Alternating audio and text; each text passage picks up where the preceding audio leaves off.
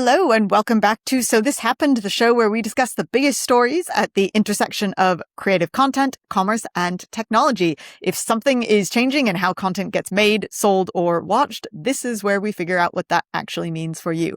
I'm Jess. I'm a partner at Atonic and the co-host of the Early Adopter podcast. And I'm Natalie Curtis Lethbridge. I founded Atonic, and we work at the intersection of creative content, tech innovation, and monetization/value building. Natalie, how has your week been? It's been an interesting week. A little slow in the summer, but a good time to read a lot of stuff and really think about where all the architecture of monetization's moving and gives a bit of headspace for that. Otherwise, it's been a London-based week, which is unusual for me. How's yours been? What are the key highlights for you? No key highlights, really, apart from the fact that it's finally not 1,000 degrees, which I am really appreciating. Yay. I know. Gray skies. I'm absolutely loving it. Okay, so let's get right into it because, as always, we have a ton of stories. So we wanted to start with a story about Discord, which is the group chat and video app that has become the home for a lot of gaming communities. Discord is rolling out a new ad format called PlayQuest Plus. This is the follow-up to its existing PlayQuest ads. The original PlayQuest rewarded a player for playing, streaming, or watching something for a set amount of time, but PlayQuest Plus only pays out when something specific happens in a game, like finishing a match, completing a tutorial, or playing with a friend. So to make that work, a player links their Discord and game accounts, and the studio tells Discord the moment the action happens so that the reward is handed over automatically. The first campaign in this new format launches with a game called Battlefield 6, which is an electronics arts game, and it launches in early September. Yeah, so let's look at what they're trying to achieve here. The first and obvious thing is they're trying to measure the transactional aspect of the whole thing. So we are going to a move with it where they can start to build the value on the basis of the actual engagement, the full loop attribution of where it leads to. That's a really important one. And if you think about it in the context of what we discuss a lot, which is where the value model is building out to transactional and commerce, this is a setup for that. And it's a very interesting one. The other thing that it's doing is moving away from a time-based metric to a deeper engagement and outcomes-based metrics. So that's where obviously the gamers are thinking the value is going to play out, either in the way that it engages partnerships with brands, in the way that it develops its monetization models to include potentially transactional moments, or in the way it just measures outcomes and is able to use that. Basically, now, if a player is paying for the action, they want to know what the player does with that. That's a very specific thing. And it wants to prove what happens next, which is, I think, where a lot of this value creation is going and the monetization opportunities behind it. And Discord is heading towards an IPO at some point in the not too distant future. Exactly. So this is very much their way of making their advertising business more valuable and really driving revenue as well, because historically it hasn't been. It's been a very interactive, very social channel. Obviously, people are constantly chatting and engaging within it, but they haven't really been able to capture that. So this is really their attempt at taking that social layer that they've really capitalized on and turning it into a commercial layer. And they already have their own in-app currency that they use called orbs. So this is really using that existing rewards process and just commercializing it. I think that's really interesting, the orbs. So you're a gamer. Tell me, how would that motivate you? Because there's always that balance when you're a gamer between feeling like you're being ripped off and used commercially and actually being immersed in the game and willing to continue either the story you're building or the interaction you're having. So how does that work for you, having something like that? Does it keep you engaged? I'm not that type of gamer. That is not how I game. Okay. So I don't really game. Well, because a lot of people game for like social reasons. That's not what I do. And that's not how or why I play. But I can see how it becomes a driver, really, like especially in an environment like Roblox. And I think there's a fair amount of I wouldn't say overlap necessarily between Discord and Roblox because they are different platforms, but that kind of social element of it is quite similar. So I think actually Discord is taking a little bit of insight from Roblox and applying it to their platform. I think when you care about in-game things like skins, or like I see it with Nintendo Switch, I've talked about my deep love for Zelda. I don't do this, but you can buy things for Zelda within those games. Like, I don't really care about that, but some people do. So I think that it is a big driver for people, and it is something that people get really into. Think about The Sims and all the mods that people buy for Sims. Like, The Sims I is was a going to say, we've got huge our thing. very own resident Zelda opportunity here. Well, I mean, Nintendo would never, I don't think Nintendo would do that, but you never know. They've got a new Zelda coming out. Never at the moment. Never say never. Well, actually, that's a good point because they have a new Zelda coming out next year. So who knows what they're going to do, although Nintendo probably wants to keep it within Nintendo. Right now, this new ad format is really aimed at games, but I can easily see a world where this is adapted for non-gaming advertisers and brands. Like, there's a real overlap, and this is almost just like opening the door for non-gaming brands. Yeah, I think what it's showing is that there is a desire to build new currency for valuation at the moment. And so they're stretching out outside of the time and engagement into other areas with metrics that they can identify and trying to build a value system around that. So let's see where that goes. And it's I think the timing of an IPO is absolutely driving that kind of reflection at the moment. You kind of pointed this out, though, and it is worth reiterating because we've talked about this a little bit with Reddit, and we've talked about this, I think, with Roblox as well, is that gamers are a special breed, and you have to approach these things really carefully because they hate feeling sold to. With Reddit, they hate feeling advertised to in general. So I think this is a very similar feeling. So I think in gaming, you can gamify it, obviously, because it's a game. So that's an easy approach, and it's probably a little bit easier than it is in Discord than it would be in Reddit. But the general feelings about being heavily advertised to are quite similar on these various platforms, and you do have to approach it really cautiously because they do not take kindly to being obviously advertised to. Yeah, no, it's interesting.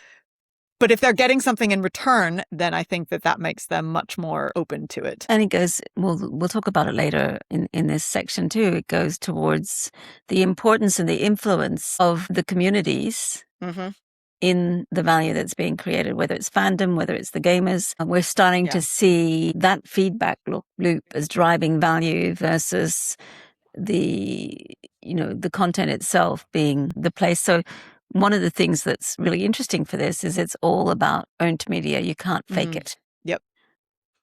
Yep. But let's actually move on to our next story because, as you just kind of alluded to, they do overlap really nicely. Well, we've got a couple of stories here, one of which feeds really nicely into that Discord story. We've got 2 stories about TikTok this week. I do normally try and bundle stories about a platform together, but these are quite different, so I wanted to each give them time to breathe on their own. So the first one, which is that Bloomberg says that TikTok is looking at letting people in the US send money to each other inside direct messages. It would be a little bit like how Venmo works in the US. For anyone who doesn't know what Venmo is, it's a peer-to-peer money transferring app because American banking is about 30 years behind the rest of the world. Amazing, isn't it? I know. I still always find that absolutely mind-boggling. Especially when you live in the UK where the banking system is so much more advanced. Yeah, it's wild. When I was living in the US again a couple of years ago, the thought that it still takes 3 to 5 business days to do a transfer between your own accounts blew my mind. Like the fact that you can't just transfer money from one account you own to another and have it show up instantaneously is insane. That's because consumers in the US are just used to banks making money off them, whereas in the UK and in Europe, they'll sit there and shout until the government does something about it. But anyway, there we go. The fact that you still use a handwritten check in the US. I had a landlord who made us pay for our rent with a handwritten check.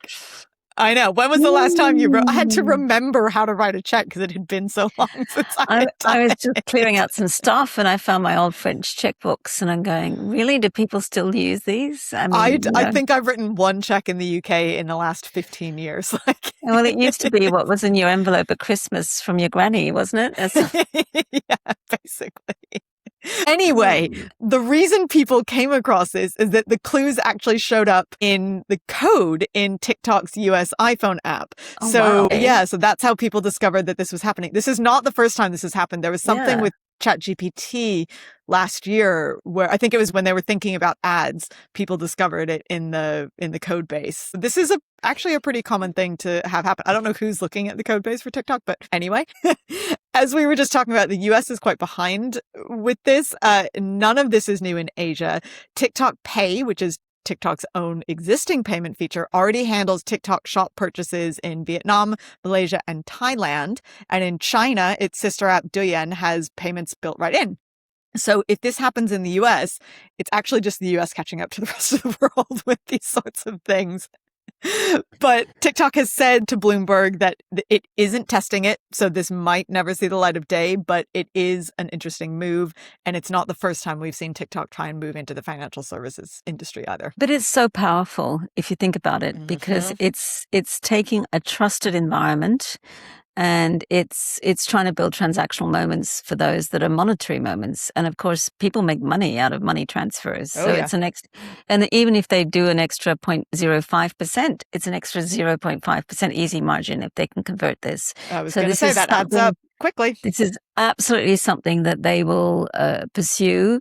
And your DMs to a trusted source is a trusted vehicle, and that is what they're trying to monetize. And, it also, interestingly, is creating connections with third parties. So you actually have a way of building the network and building the opportunities. So your DM then DMs a third party who might not be on that particular platform, but comes into it, you pay, boom, you've got a way of extending your usage on many levels. It's a growth tool for them that's, I think, really important. And I don't think we're going to see it die down. I think this is an area of growth for them and monetization that's really important. Well, it's also keeping it within the platform, because often with payments, you get bounced out to a third party. And I know that this is slightly outdated information, but I know that increasingly when I was working in this space, there was a real push for people to capture dark social, which is things like WhatsApp, which obviously the platforms can't really see. Now, this may have also been before WhatsApp was owned by Meta. So now obviously Meta can see some of this to an extent. But if you keep everything in TikTok, then TikTok owns all of that rather than getting bumped out to a WhatsApp or to a messaging platform. And clearly, Meta is going to be using this and looking at it. The difference between Meta and ByteDance is the regulatory structures in the US and in Europe are for transfer of financial services are much more onerous, I suspect, than some of the Asian markets. So I haven't looked into it, but I am making an assumption here. But I think that is maybe why this is so buoyant and active in the Asian markets and less so here. Another interesting thing about TikTok is that there are ways of paying creators that have nothing to do with TikTok Shop. Like obviously, if you're running a TikTok live, you can pay a creator with a tip or whatever. So actually, this is also just making it a little bit easier for the creators to monetize their content as well, which is obviously what we are all about here. So I think it's a logical move for TikTok on a number of levels. And also TikTok Shop is so massive at this point. It's just, it's like a follow on from that. I also think that the bigger picture emerging here, which we're seeing from our earlier conversation, and I think it flows through the whole conversation today, is how do you build a trusted environment in which people are going to part with their money? Because we know with all of the programmatic issues that we've had, with all of the different issues on trust and data, how do you build something that is actually monetizable, that extends your monetization opportunity, but also keeps consumer trust? So I think we're going to see a lot more testing in this area. But that's also a really good point for TikTok in particular, because TikTok has lost a lot of trust in the last 18 months of its existence. I actually think that people probably would have trusted it more when it was still fully Chinese owned than in its current state. In the US, this is in the US, yes. This is an issue for the US. But I think if you look at what happened to Snap, kids started using it for their DMs and as their basically social contact list, rather than using it for Snap. It's the original purpose. So I do think that there is a migration where the DM infrastructure becomes in and of itself a trusted and valuable community that people that organizations are trying to monetize as well. I think that's a really, really good point about Snap. People always forget about Snap, but it is very active. Yeah. Still very active. As a DM tool for a certain generation. They use it for their DMs. Anyway, okay, well, let's continue on with TikTok because they are, well, I guess this isn't even really TikTok. This is ByteDance, so TikTok's parent company in China or outside of the US. Obviously, the US is under different ownership now. The Motion Picture Association, which is the trade body for the US film and TV studios, has signed a Memorandum of Understanding, or an MOU, with ByteDance. An MOU is an agreement to keep working together. It's not a binding contract, but it promises strong guardrails to stop ByteDance's AI tools from copying Hollywood's characters. So it covers Seedance, which is ByteDance's AI video generator, Seed Dream, which is the image generator, and then all of the apps, including TikTok, including CapCut, which is an editing tool, and Dreamina, which is another one of their tools. This all started back in February. The MPA sent ByteDance a cease and desist letter. Oh, that's their major tool. They'll go and do it. But there was a spate of people creating AI-generated videos. I think in particular, there was one that went viral of Brad Pitt and Tom Cruise, the two of them fighting. So I know. I remember that one. And you know, Tom Cruise is the original gorilla in the Gorilla Claws. So he is one of the few first talents to really own what people do with his image. Completely. And it is so entrenched in any movie that he's associated with, in any talent agreement that he has. You know, as a studio lawyer, which I used to be, the last thing you want to do is mess around with anything that has to do with Tom Cruise. So this was not a smart move. No. And this was an easy one for MPA to pick because they are both, I imagine, gorillas and clearly have very strong clauses. So I'm not even sure that the studios would have had much choice but to chase. But it's a really interesting evolution of an area that we talk about a lot, which is what happens with image recognition with AI and the monetization of your image. And, you know, you have all sorts of approaches, including the Danish one where they've legislated ownership of copyright in your own image. So you and me could register that if we wanted to. And under that system, it's fairly simple if you're a talent to register yourself. In America, less so. Because this involves litigating with a very large company. Also, we can't ignore you talk about a gorilla, the elephant in the room, the EU AI Act, which obviously came in, the transparency elements of the EU AI Act came into effect on the 2nd of August. So I just did a whole episode on the EU AI Act on early adopter, which I'm looking forward to listening to. Ignore the sound quality because we had some issues with the recording, but we were talking to one of Ireland's top copyright lawyers about this story.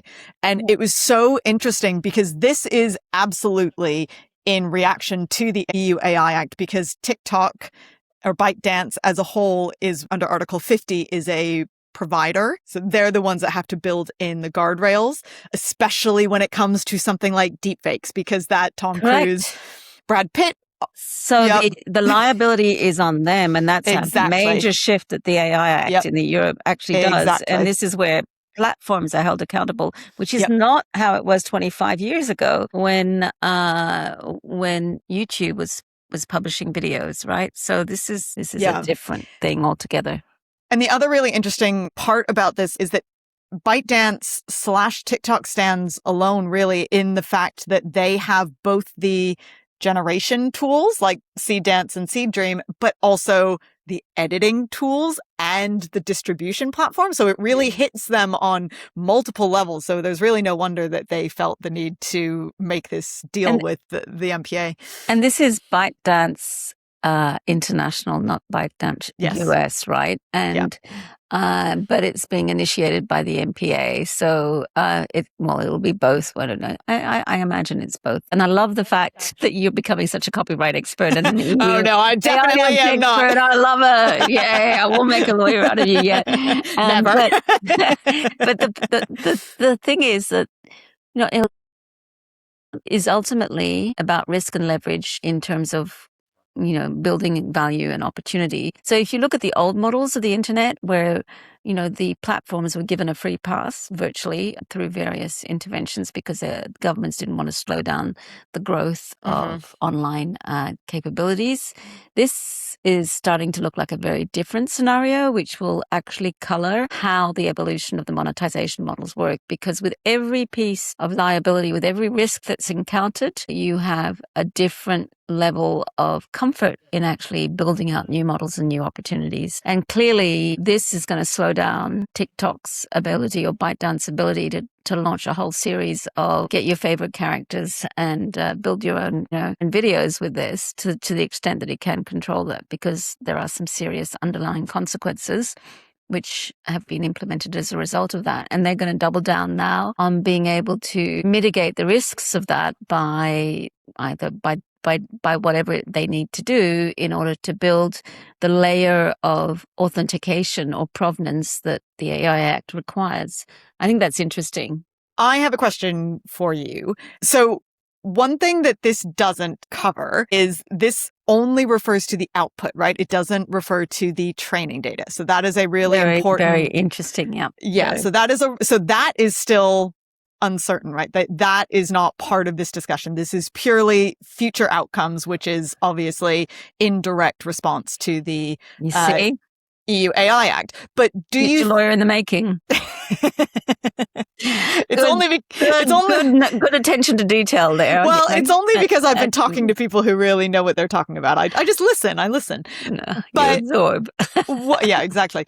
But my question is, because this is obviously something that we've talked a little bit about with music and with other creative outputs.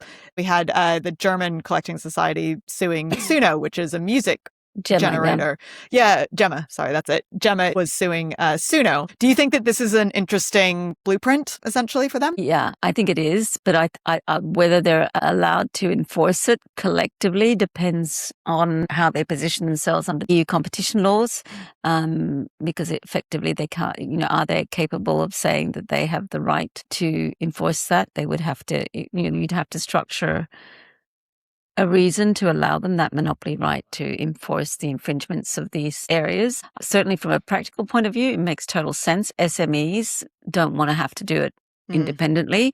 I think this all goes to the challenge of what does copyright law look like and what do rights look like in this AI world. And it actually, I think, even pushes further back the idea that has been adopted by, for instance, UIPO of a opt-out model where you have automatic rights for things unless you opt out, because clearly this type of structure under the AI Act is something that someone is actively engaging and opting into, right? So yeah, I think that's a good question. I would like to see an ability for collective representation and enforcement of anything relating to abusive use of or non-consented use of images. How this is enforced is important, because what you want is you really want not just the Disneys of this world to be able to enforce and the studios with the talent, but individual artists and talent being able to go through their collecting society or their union. It might be that the unions are the ones that are able to enforce it.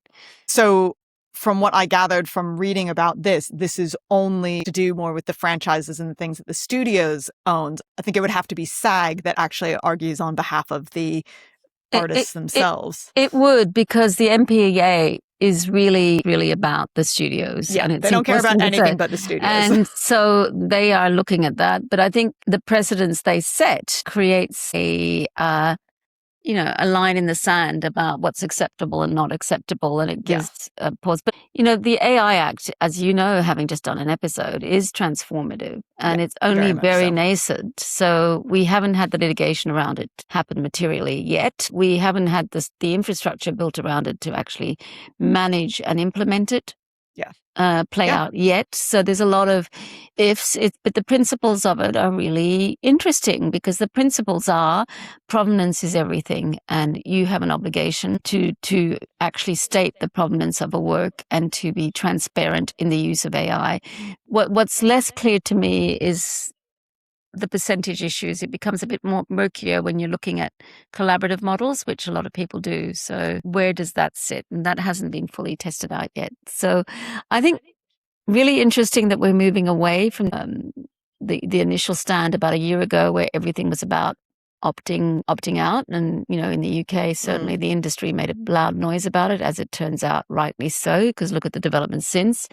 The question is what the model is that's going to work and actually allow a healthy and thriving remuneration infrastructure for works that are generated either partly or fully by AI. I think we had a piece about 3 weeks ago where a platform in music, as you remember, said it wasn't going to recognize fully AI works, that it wasn't going to remunerate that. And given that some platforms are saying that 70% of what's uploaded daily is fully AI generated in music, that's a significant blow on the idea that you can just sit in your sitting room and use AI to generate a whole bunch of music and you'll be remunerated from it. And if you're not going to be remunerated for it, the incentive to do it actually kind of wanes quite rapidly. So it's very interesting for us to monitor all of this because we're building a new value platform and a value creation platform for creative work. So it's a really interesting time. I know you could talk about this all day long, but we've got to move on to our next topic. Sorry, boring you on that one. No, not boring at all. It's super interesting. And as you say, it changes really quickly. Like the EU AI Act has only been in effect for less than a month at this point. So it is hard to see like directionally where it's going and what it's going to look like. But we've got to move on to our next story, which is all about 2 product launches that I wanted to talk about. The first one is called Club. It's a new app from the founders of Kick, which is the live streaming site that was built to take on Twitch. I don't know how much it actually took off in the end, but Twitch is a beast to go up against. But the really interesting thing about Club, and this actually kind of feeds back a little bit to what we were just talking about with TikTok, is that Club pulls all the ways that a creator can make money into one place. So that includes subscriptions, tips, paid messages, all of that. So everything that currently lives, in your Substack or in your Patreon or whatever, kind of brings it all together into one source. It's not trying to replace every part of the creator business, but it is trying to bundle the direct to fan layer. So this is everything we were just talking about in terms of TikTok payments and being able to tip within the DMs.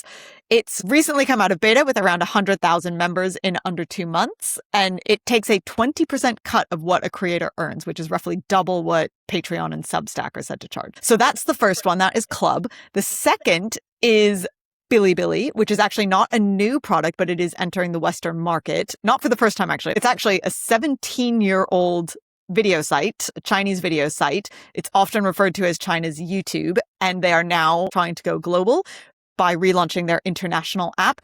Bilibili ended last year with 366 million monthly active users, 36 million monthly paying users, and its first full year of profitability. So it is actually quite a significant platform. Yeah, I think this is really interesting because, again, it's about extending a couple of things, extending the monetization opportunities, building value, but also I think it's also shifting from ownership of value by the influencer or the creator to the fandom itself and actually bringing them into the whole value creation model. So the real contest, obviously, here is the superfan. So before we get into this superfan concept, I want to talk quickly about what sets Bilibili apart and why it's not just the Chinese YouTube, because it has a really interesting feature that that feeds really nicely into this fandom concept that you're talking about. So there is something called Danmu that Bilibili specializes in. So Danmu does something really interesting. It takes a pre-recorded video, so an existing video, and viewers can comment on that video, and they are pinned to that exact moment in the video and then replayed for everyone who watches later. So it's different from a live stream because obviously with like a TikTok live stream, people can comment and people engage, and then you can see those comments popping up at a later date.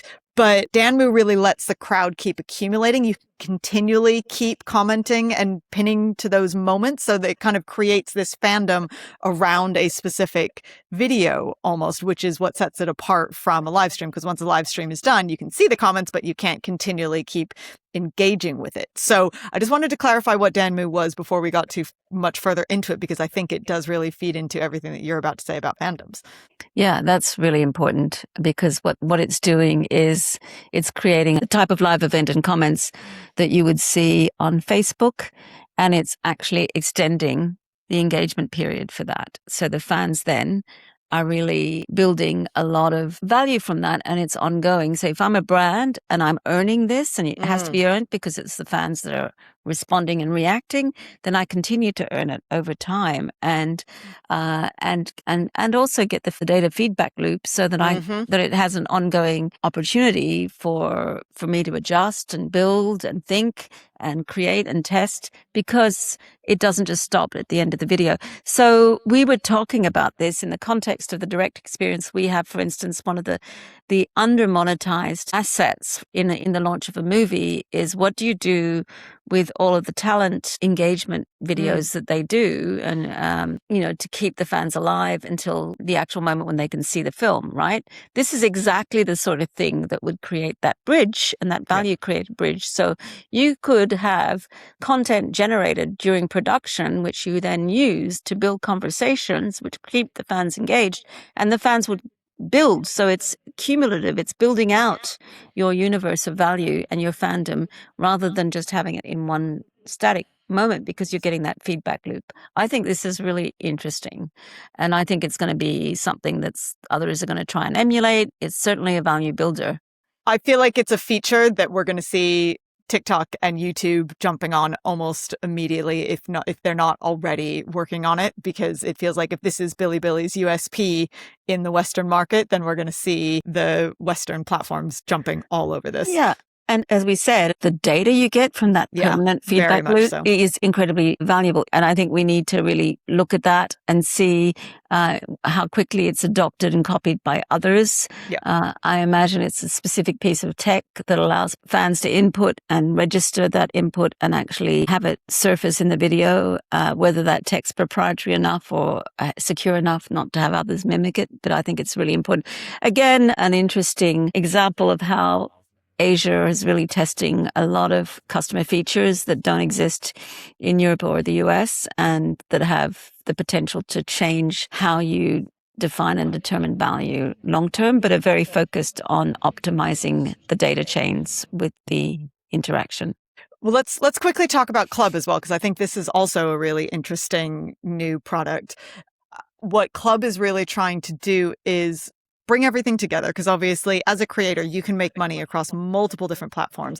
What Club is trying to do is bring all of that under one roof. And then, as you were just talking about with the feedback loop and that data loop, actually be able to use that properly. Because I think when things are spread across so many different platforms, it's hard to really know what's clicking. But also, rather than being spread across multiple platforms, everything lives under one roof. So you as the creator can really use that data for yourself, rather than having to kind of keep track of it across Patreon or Discord or wherever.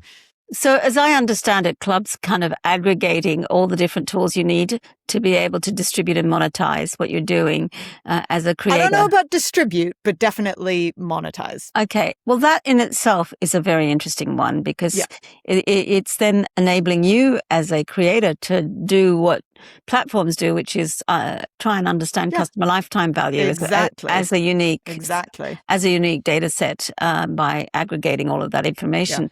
I think that's a very valuable and important tool, particularly as we can see creators build studios, and then studios becoming in and of themselves large commercial enterprises. So definitely something that there was a demand for, that will make the SME creator able to scale more effectively, and possibly able to raise monetization and funds from elsewhere if it has the metrics it needs to be able to do that. Also, it enables it a lot of agility, because you're testing across multiple platforms, but you're seeing the results immediately. And the data of going from one to the other is, collective data as well. So it's really interesting what works, what doesn't, what's having the most impact, what's driving the most value. You're going to be able to do that much better if you have presumably this tool. I think historically a lot of creators have just gotten by on vibes, and now this allows them to actually get by on data. It's professionalizing the creator economy, which is what I think we're going to see a lot of tools do. It's it's no longer just a hit and miss, and what goes viral and what doesn't. We don't know how it happened. Oh, gee, it happened. This is great. Let's stick a brand around it. And I think that it's that that moment's probably overdue. And I think brands would say it's definitely overdue. Yes. It's creating a pathway for a more stable kind of commercial model around what drives value and what doesn't, and what's monetizable. And at the core of it is the ability to have data, use it, build a set of consistent metrics around that data in terms of where it's valuable and where it's not. What I think is also interesting, and we should be noting this, is that they're trying to slice out a 20% cut. And I think that's quite ambitious at this stage. So the question is, what's more important for them, the 20% cut or growing this feature and making it an integral part of growing the creator economy for SME creators, what I call SME creators? That's an interesting part of it too. Okay, so sticking with Asia, let's talk about our final story. And I know this is one that you are definitely interested in. So the telcos in Asia, or some of the telcos in Asia, are trying to make AI the new streaming bundle. So instead of just selling data, operators are giving mobile customers access to paid AI products such as ChatGPT, Gemini, and Perplexity, either free for a period or included in higher value plans. So as an example, in India, Airtel is offering Perplexity Pro to its customer base, while Jio has bundled Google's Gemini Pro with selected 5G plans. They've got similar bundlings in South Korea and in Singapore. So there's quite a few different options. But really, the idea is that these AI bundles are giving people a reason to choose or to stay with one mobile network when data itself isn't really a driver anymore because everyone's got unlimited plans now. So that's contingent on a couple of things. One is, are these deals exclusive or not? For now, yes. Let's see. Yep. And the other, because if they're not exclusive, then it's just about sanity washing and having something that needs to be part of the bundle, or else you're not included. The other thing I would say, having done a fair few of these deals in the past, telcos have bundled services for years. They've bundled apps for years. So the question for me isn't necessarily whether it's a new lever competitively. It's structurally what's different. And, there's some information that I would like to understand. For instance, the data layer, because we know that data is really where the value gets driven. Mm-hmm. Are they just doing deals where the telcos are just providing the payment platform and the AI apps retain all the data, all the information, all of that? What's the data sharing for the customer payment details in the first place? Is there one? Does the telco keep ownership of those? These are critical parts, structurally critically important parts of this bundle in saying whether it's new or whether it's just repeating an existing model. And I believe from what I've read that in this case, the telcos are not paying. It's the other way around. And I think when you had the Netflix and the Disney Pluses, there were payments, minimum guarantee payments of some sort, which were paid. So I think that may be another one. The other one is, what's the outcome and what is the value on this? For AI platforms, it's about per query cost, I imagine. So it's really the token. Well, they're making the money. I mean, so I can chime in on this specifically. Yeah. So it's a bit like the subscription costs that we're seeing right now with the platforms. And I just actually did an episode about open weight models versus this is what I'm interested in. Yeah, versus closed weight models. I think this is really important. No, it is very important, because this is really going to cause an issue for them later on if they continue with these deals, because at some point, I think, as we all know, AI is far more expensive than that $20, £20 subscription that you're currently paying for, right? Like, especially as token costs and as the reasoning models get more advanced, the token costs are going to continue to rise. It's not necessarily the token cost that rises, it's the usage that rises, because the reasoning models need more tokens, right? So those numbers are only going to continue to go up. So at some point, that $20, £20 subscription doesn't make sense financially anymore. And as you kind of get people hooked on these deals, at some point that's going to be a big issue for the telcos if they. And this is what happened when they started bundling streamers into their services, and there was such a massive uptake of streaming, and it was eating into their networks. And this was a major issue then. And so this is one that's on an even bigger scale because of the volume of data and exchange that's happening and the cost of that. So the way these deals are originally done is, let's bundle them. We'll get access to their customer base. We'll get new people coming in because we can create the payment and bundle it in. For a tool like Perplexity, which has been struggling a little bit, it completely makes sense. But so it makes sense for the telco because then they're getting a whole bunch of potentially new customers they can market to through the data they get through having the payment details, valuable information, and upscaling and upgrading all of that. But it's a short-term gain, long-term potential pain. So it'll be interesting to see. I don't have enough visibility on how those deals are structured, but I'd imagine, I'm hoping that they would have learned from the deals they did with the streamers. And the other thing is, it's also a competitive tool. If you have one and not another, then that makes people take you because they use that. Question is, ultimately, these deals would and should, as the apps deals themselves became non-exclusive. So what's the differentiator then? Whether you're on a Samsung or an Apple phone, the apps tend to be the same now. They weren't that way at the beginning. So let's see what happens there. Well, let's see if they've learned from their mistakes. My guess is no. Well, it depends who's driving the deals and what's the KPI for those deals, for those people that are making those deals. I can understand it from the AI platform point of view. It's definitely a distribution enabler. It's got a lot of potential, but from the telco's point of view, it will be interesting to see whether it's a pure competitive play, and that depends on exclusivity, and how they deal with the rising costs of having LLMs on their systems, particularly if it's non-exclusive and they have to have all 3 or 4 or 5 or whoever survives on their platforms. Very much so.